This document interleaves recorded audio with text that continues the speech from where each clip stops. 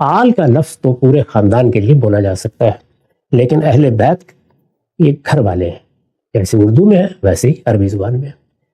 وہ انکار کر دیتے نا، یقین مانے مجھے کوئی غم نہ ہوتا، میں کہتا ٹھیک ہے وہ بندہ اپنے اصول کے اوپر قائم ہے، وہ روایت کو صحیح مان رہا ہے اور اس کے اندر تعریف کر رہا ہے۔ جاتا ہے کہ حدیث میں جہاں پر آپ کو آپ کے مقصد کے تحت بات مل رہی ہوتی ہے وہاں تو روایت کی بڑی بات ہوتی ہے، حدیث کو بڑا کھول کے بیان کیا جاتا ہے، لیکن زید بن ارقم بھی جب کوئی بات بیان کرتے ہیں اور حدیث میں آ جاتی ہے تو اس کو نہیں مانا جاتا۔ ایک بہت ہی نازک اور مارکت الآراء موضوع حدیث ثقلین ہمارے یہاں شیعہ سنی روایت تاریخ کے جھروکوں میں ایک بہت ہی قدیم اختلاف ہے، ہزاروں سال اس پر بیت چکے ہیں اور امت دو دھاروں میں کھڑی ہوئی۔ ہماری کوشش ہے کہ غامدی صاحب سے علمی فکری استدلالی انداز میں ان چیزوں کو زیر بحث لائیں جن کی بنیاد پر نقطہ نظر قائم کیا جاتا ہے۔ اہل تشیع کیا جو چیزیں زیر بحث آتی ہیں ان میں ایک بنیادی حیثیت حدیث ثقلین کی تھی۔ غامدی صاحب سے ہم نے پوچھا تھا ساتھ محمد صلی اللہ علیہ وسلم نے کہا میں دو چیزیں چھوڑے جا رہا ہوں، ایک کتاب اور دوسری اطرتی کے الفاظ آتے ہیں، اصل حدیث کیا ہے، مفہوم کیا ہے، مراد کیا ہے۔ غام صاحب آپ کی بات سامنے آ گئی تھی، میں کچھ توضیحی باتیں اس پر پوچھ کے آگے بڑھوں گا، اور ایک اور بڑی مارکت الآراء روایت ہے جسے حدیث قصہ کہا جاتا ہے، اور اسی سے استدلال کر کے یہ کہا جاتا ہے کہ سیدنا علی اور اہل بیت کو اللہ کے پیغمبر نے اپنے بعد خلافت سونپ دی تھی اور آیت تطہیر بھی اسی کے بعد نازل ہوئی ہے۔ یہ بیان کیجیے غام صاحب، حدیث ثقلین پر تو آپ نے نقطہ نظر دو چار کی طرح واضح کیا، کہا یہ گیا ہے کہ زید بن ارقم ایک صحابی ہیں، ان کی بھی ایک روایت ہے، بڑی کتابوں میں آئی ہے، وہ بھی یہی روایت بیان کرتے ہیں پوری کی پوری جو ہم نے پڑھی تھی، ایک اضافے کے ساتھ کہ آخر میں ان سے پوچھا گیا کہ اہل بیت کون ہیں، تو ان کی جو اہل بیت کی تعریف تھی اور جو آپ بات بیان کرتے ہیں اس میں کافی فرق ہے۔ جب ان سے پوچھا گیا کہ اہل بیت کون ہے، کہ نبی صلی اللہ علیہ وسلم کی ازواج مطہرات اہل بیت ہیں، تو انہوں نے فرمایا کہ وہ بھی ہے، لیکن اہل بیت وہ ہیں جن پر زکوٰۃ حرام کی گئی ہے، اور اس کی پھر انہوں نے تعریف کی کہ عقیل کی، علی کی، جعفر کی اور عباس کی اولادیں، ان سب پر صدقہ بھی حرام ہے۔ اور ایک اور روایت بھی ملتی ہے، آپ نے بھی ایک دفعہ پڑھی تھی، سیدنا حسن نے گھر کے اندر کو کھجور کھا لی تو اللہ کے پیغمبر نے کہا کہ ہم پہ صدقہ حرام کر دیا گیا ہے۔ تو بیان کیجئے گا سب سے پہلے کہ صحابی عربی بھی جانتے ہیں، صحابی رسول اللہ کے قریب بھی ہیں، وہ تو اہل بیت کی تعریف میں علی، عباس، عقیل کی اولادوں کو شامل کر رہے ہیں، آپ نہیں کر رہے۔ مجھے کیا کرنا ہے اور کسی اور کو کیا کرنا ہے، اس کا تعلق میری یا آپ کی ثوابدید سے نہیں ہے، اس کا تعلق قرآن مجید کے فہم سے ہے۔ قرآن مجید کے بارے میں ہم بارہا یہ واضح کر چکے ہیں کہ وہ دین کی برہان قاطع ہے، یہ حیثیت اس کو اللہ تعالیٰ نے دی ہے۔ قرآن مجید نے خود اپنے بارے میں بتایا ہے کہ وہ میزان اور فرقان ہے، اس کو ترازو بنا کر نازل کیا گیا ہے، وہ حق و باطل میں فرق کے لیے ہمیں دیا گیا ہے، اور اس کے بارے میں یہ وضاحت کی گئی ہے کہ یہ قرآن اور اس سے پہلے کی کتابیں بھی یہ نازل ہی اس لیے کی جاتی ہیں کہ لِیَحْکُمَ بَيْنَ النَّاسِ فِي مَا اخْتَلَفُوا فِيهِ، لوگوں میں جو اختلافات ہیں ان کا فیصلہ کر دے۔ قرآن مجید کو سمجھنے کے لیے یہ بات بھی بارہا بتائی جا چکی ہے کہ تین ہی مراحل سے آپ کو گزرنا ہوتا ہے۔ ایک یہ کہ آپ عربیت کے لحاظ سے لفظ کے معنی جان لیں، ایک لفظ استعمال ہوا ہے، عربی زبان کا لفظ ہے، وہ کس کس معنی میں مستعمل ہے اس کو آپ معلوم کر لیں۔ اس کے بعد آپ اس جملے میں قرآن نے اسے استعمال کیا ہے، ایک جگہ کیا ہے، دو جگہ کیا ہے یا اس سے زیادہ کیا ہے، اس کی تالیف میں رکھ کے اس کو دیکھیں کہ وہاں اس جملے نے اس میں کوئی تخصیص تو پیدا نہیں کر دی، کوئی تعمیم پر دلالت کرنے والی چیز تو نہیں ہے، اس کے معنی میں کوئی توسیع تو نہیں ہو رہی اس سے۔ یہ سب چیزیں جملے کے لحاظ سے دیکھیں، اور آخر میں سیاق و سباق، یعنی وہ جملہ کہاں آیا ہے، کس سیاق میں ہے۔ میں نے بڑی تفصیل کے ساتھ یہ بتایا تھا کہ عربی زبان میں اہل بیت کا لفظ کس کے لیے استعمال ہوتا ہے، گھر والوں کے لیے استعمال ہوتا ہے، اس میں سب سے پہلے بیویاں ہیں۔ یہ ہماری اردو میں جیسے بولا جاتا ہے گھر والے، ویسے ہی لفظ اہل بیت، اہل بیت میں پورا خاندان کیسے ہو سکتا ہے، تو لفظ بیت ہی اس سے اباع کر رہا، یعنی جو لفظ آپ استعمال کریں گے اس لفظ کی ایک مجازی توضیح بھی ہوتی ہے، جس کو میں نے کئی مرتبہ واضح کیا ہے۔ یہ ہو سکتا ہے کہ میرے پوتے پوتیاں بھی میرے گھر میں آئے ہوئے ہوں، نواسے نواسیاں بھی، تو میں یہ کہوں کہ یہ میرے گھر والے ہی ہیں، یا کوئی مجھے بلائے اور یہ کہے کہ گھر والوں کو لے کے آئیے تو ان کو بھی شامل سمجھا جائے۔ یہ توسیع مفہوم یہاں تک تو داخل کیا جا سکتا ہے اس لیے کہ وہ اس گھر سے نکلے ہیں، اس گھر میں ان کی پیدائش ہوئی یا ان کے والدین کی پیدائش ہوئی ہے تو اس توسیع کو پیش نظر رکھ کے شامل کر لیں. لیکن یہ کہ گھر والے اصلاً کون ہیں؟ آپ کی بیویاں، آپ کے بچے جو آپ کے پاس گھر میں رہتے ہیں، انہیں کو کہا جاتا ہے. نہ اردو زبان میں اس کو اس سے آگے لے جایا جا سکتا ہے، نہ عربی زبان میں اس سے آگے لے جایا جا سکتا ہے. اس لفظ کو قرآن نے دوسرے مقامات پر استعمال کر کے بتا دیا ہے کہ اس کے حدود کیا ہے. اس میں تذکیر، تانیث، واحد، جمع کی کوئی رعایت ملحوظ نہیں رکھی جاتی. ایک بیوی گھر میں ہے اس کے لیے بھی استعمال ہوگا. ہم بھی کرتے ہیں. یعنی اگر کوئی آدمی آپ کو دعوت پہ بلائے اور کہے گھر والوں کو لے کے آئیے، تو یہاں یہ بحث نہیں ہوتی کہ گھر والوں کہا گیا ہے، جمع ہے، مذکر ہے. نہیں، وہ بیوی کو کہا جاتا ہے. اس کا تعلق زبان کے عرف استعمال سے. تو عربی زبان میں بھی ایسے ہی ہے. تو اس وجہ سے جو اس روایت میں لوگوں کو شامل کیا گیا ہے وہ ظاہر ہے ایک راوی کا بیان ہے. نہیں کہا جا سکتا کہ خود زید بن ارقم کی طرف بھی اس کی نسبت کی کیا صورتحال ہے. اس طرح کی روایتوں میں کیسے چیزیں اضافہ کر دی جاتی ہیں. لیکن ہم تو سب سے پہلے قرآن مجید میں اگر ایک لفظ استعمال ہوا تو عربیت کی روح سے دیکھیں گے. تو میں نے عرض کر دیا کہ اہل بیت کا لفظ جہاں بھی عربی میں آئے گا، گھر والے کا لفظ جہاں بھی اردو زبان میں بولا جائے گا، سب سے پہلے اس میں بیویاں ہوں گی، بچے ہوں گے. اس کے بعد توسیعاً بھی آپ کی اگلی نسلوں کے لیے اس کو بول سکتے ہیں، کیونکہ وہ اس گھر سے نکلی ہوئی ہوتی. اس سے زیادہ آگے اس کو نہیں بڑھایا جا سکتا.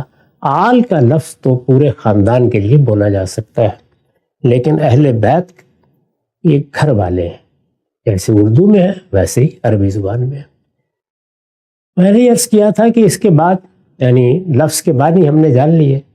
اب یہ لفظ قرآن مجید میں استعمال ہوا ہے، کسی لغت میں تو لکھا ہوا نہیں ہے. وہاں ایک سورہ میں استعمال ہوا ہے. آیا تطہیر بھی اس سورہ میں ہے. اس کو آپ پڑھیے، سادہ ترجمہ پڑھ جائیے.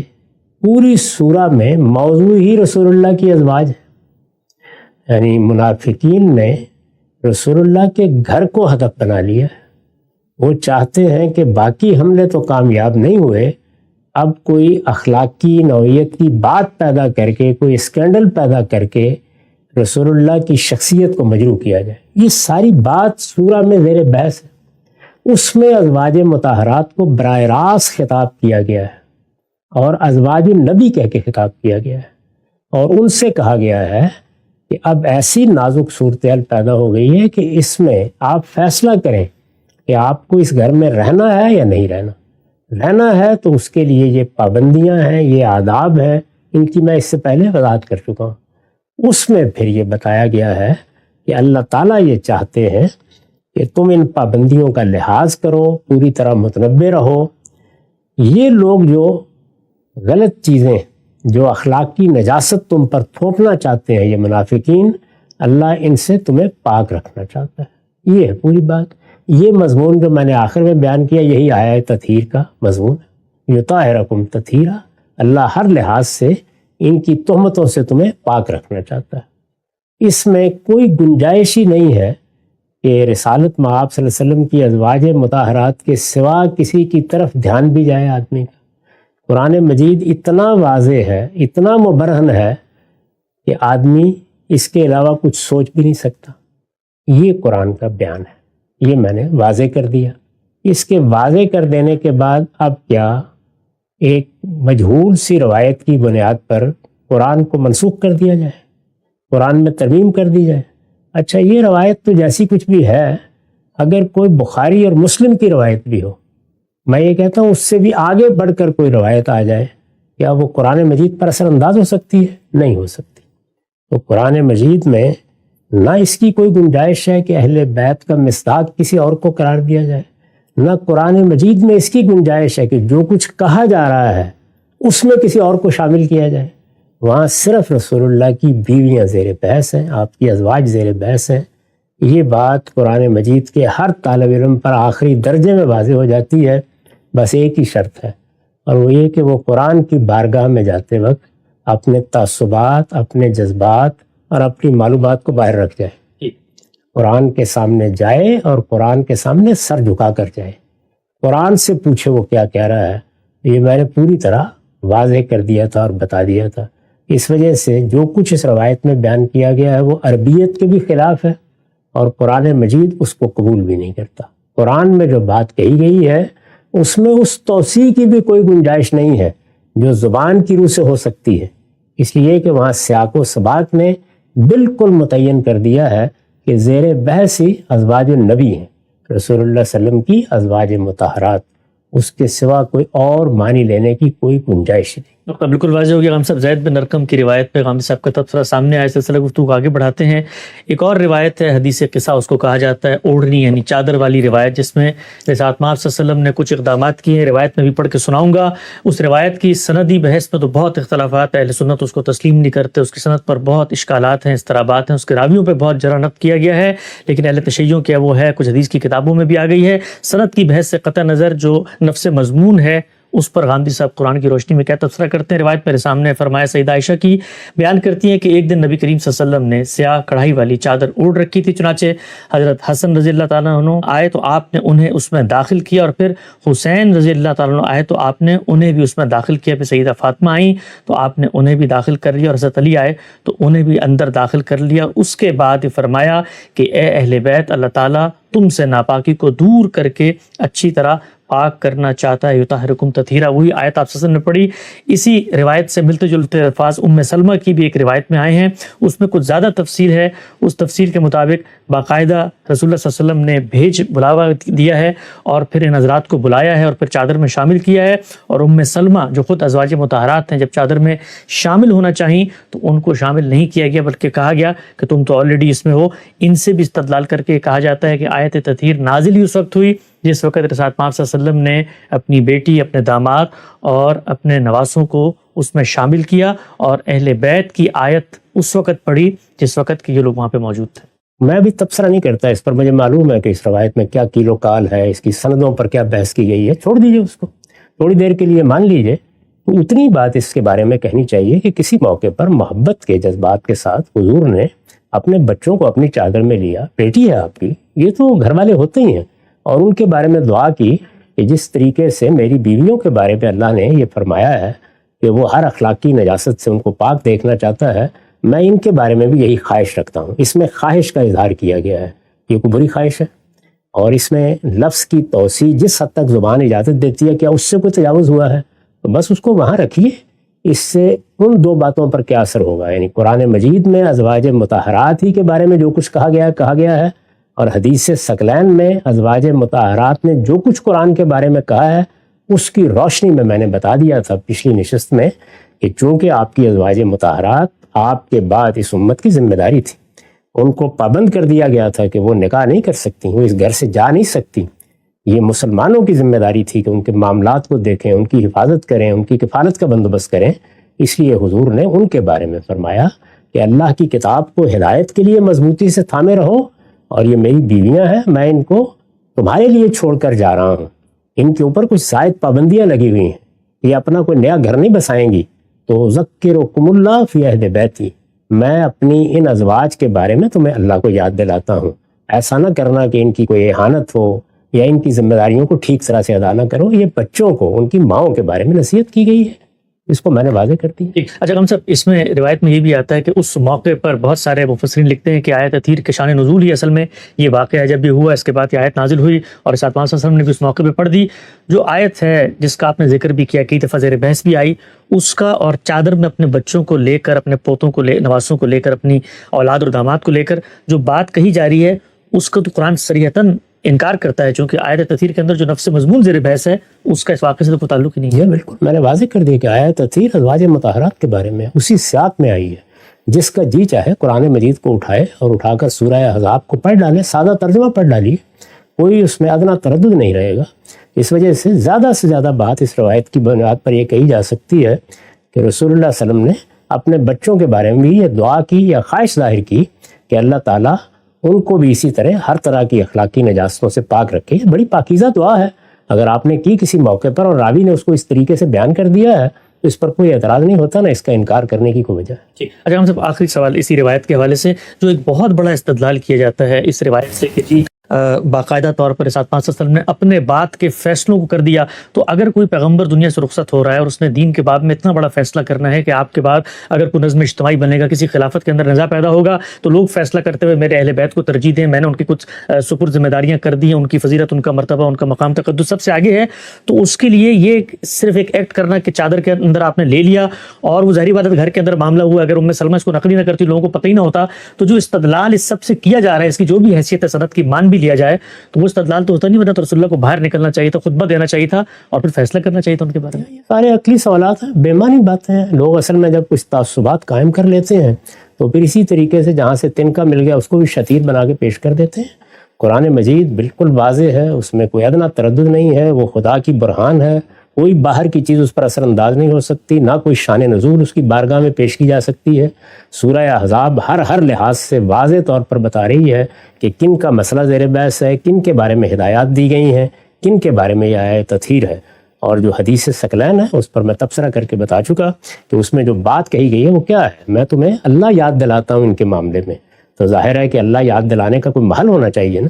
اس روایت کو قرآن کی روشنی میں جیسے میں نے سمجھا ہے میں نے اس کو واضح کر دیا، اور روایتوں کو ہمیشہ اللہ کی کتاب کی روشنی میں سمجھنی چاہیے، نہ کہ اللہ کی کتاب کو روایتوں کے تابع کرنا چاہیے۔ یہ ترتیب مسلمانوں کو اب الٹنی چاہیے، وہ نہیں الٹیں گے تو اسی طرح کی احمقانہ چیزوں میں الجھے رہیں گے۔ وہ انکار کر دیتے نا، یقین مانے مجھے کوئی غم نہ ہوتا، میں کہتا ٹھیک ہے وہ بندہ اپنے اصول کے اوپر قائم ہے، وہ روایت کو صحیح مان رہا ہے اور اس کے اندر تعریف کر رہا ہے۔ اب یہ غلطی گامدی صاحب کر چکے ہیں، اس تکلیف سے چھٹکارا صرف اسی صورت میں ممکن ہے کہ وہ اس حدیث کو جعلی کہیں۔ غدیر سیدھا سوال پوچھوں گا بغیر کسی لگی لپٹی کے، کہا جاتا ہے کہ حدیث میں جہاں پر آپ کو آپ کے مقصد کے تحت بات مل رہی ہوتی ہے وہاں تو روایت کی بڑی بات ہوتی ہے، حدیث کو بڑا کھول کے بیان کیا جاتا ہے، لیکن زید بن ارقم بھی جب کوئی بات بیان کرتے ہیں اور حدیث میں آ جاتی ہے تو اس کو نہیں مانا جاتا۔ اسی ضمن میں بتا دیجیے گا، ان کی روایت میں ایک الفاظ بھی تھے کہ عورتیں تو اس وقت بیویاں اہل بیت ہوتی ہیں تب طلاق نہ دی جائے، اصل اہل بیت تو بیٹے ہوتے ہیں، تو وہ روایت میں چونکہ بات آپ کے خلاف تھی تو روایت قبول نہیں کی، یہاں روایت میں بات آپ کے حق میں تو آپ نے بیان کر دی۔ میرے ہاں ایک ہی طے شدہ اصول ہے اور میرے پورے ڈسکورس میں آپ اس کو دیکھ لیجئے، وہ یہ کہ سب سے پہلے قرآن مجید کو دیکھا جائے۔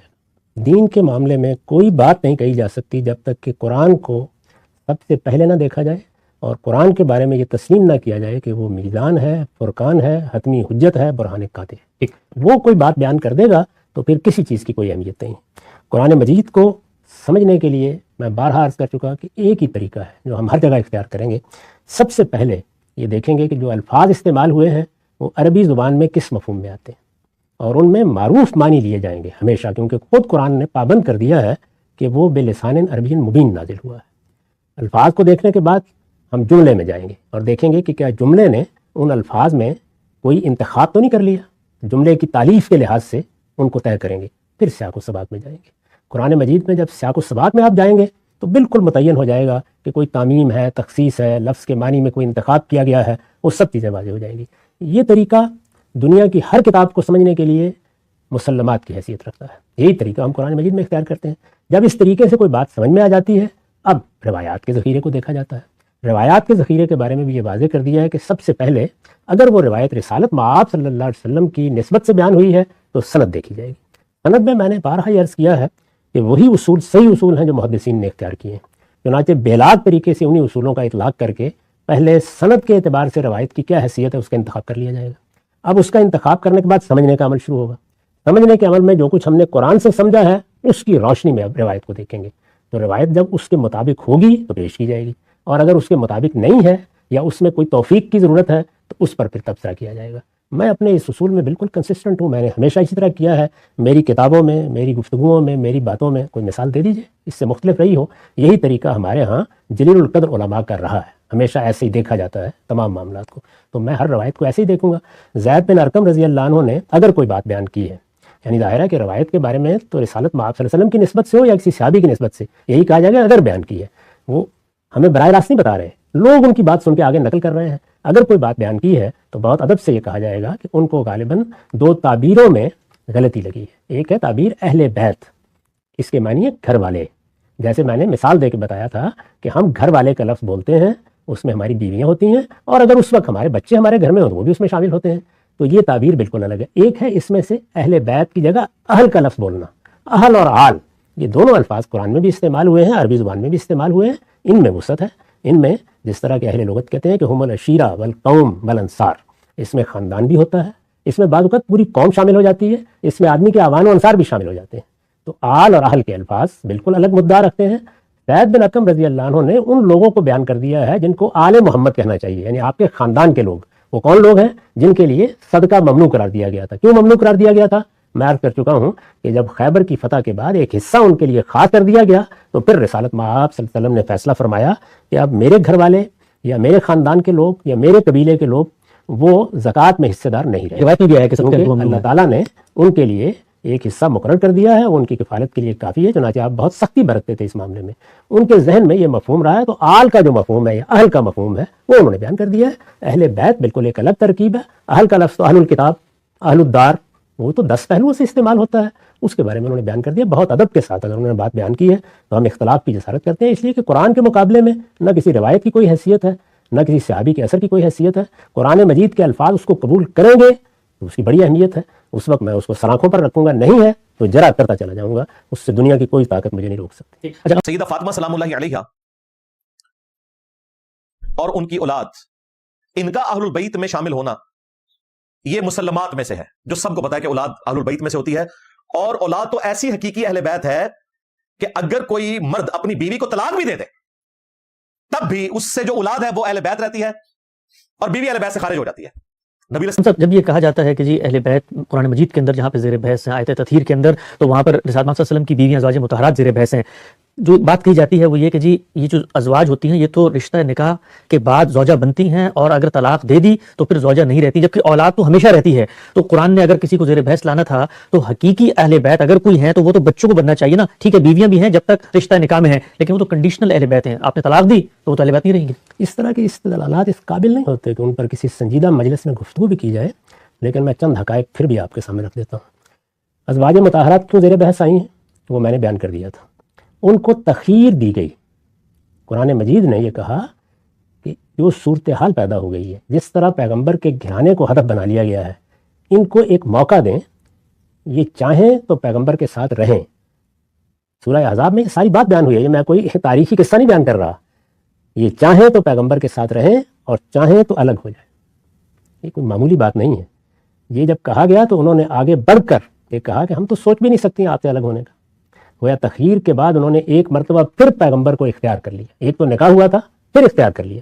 یہ وہ اختیار ہے جس کو تخیر کے لفظ سے عام طور پر تعبیر کیا جاتا ہے۔ اس کے بعد پھر وہ سارے احکام دیے گئے ہیں، یعنی جب دوبارہ انہوں نے رسول اللہ کا انتخاب کر لیا، آپ کو معلوم ہے کہ سیدہ عائشہ سے جب آپ نے کہا کہ اپنے والد سے مشورہ کر لو تو انہوں نے یہ کہا کہ مجھے اس کی کوئی ضرورت نہیں، میں آپ ہی کا انتخاب کرتی ہوں۔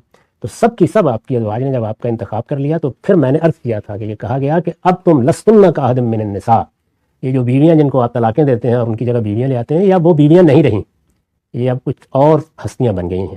اس میں کہا گیا کہ اگر کوئی غلطی کرو گی تو دوہرا عذاب ہے، اور اگر صحیح راستے پر رہو گی تو ہر نیکی کا دوہرا اجر ہے۔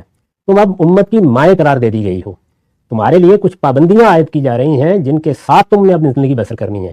تمہارا اصل کام اب اس حکمت کا چرچا کرنا ہے جو تمہارے گھر میں نازل ہوتی ہے۔ اور رسول اللہ کو خطاب کر کے کہا گیا کہ یہ امت کی مائیں ہیں، ماؤں کی حیثیت سے اب کوئی مسلمان ان کے ساتھ نکاح کا ارمان کبھی بھی اپنے دل میں نہ رکھے، اور آپ بھی اس بات کو اچھی طرح سمجھ لیں۔ کیا ہے؟ لا یحل لک النساء من بعد، آپ کے لیے اب کسی اور عورت سے شادی کرنا بھی اس کے بعد جائز نہیں رہا۔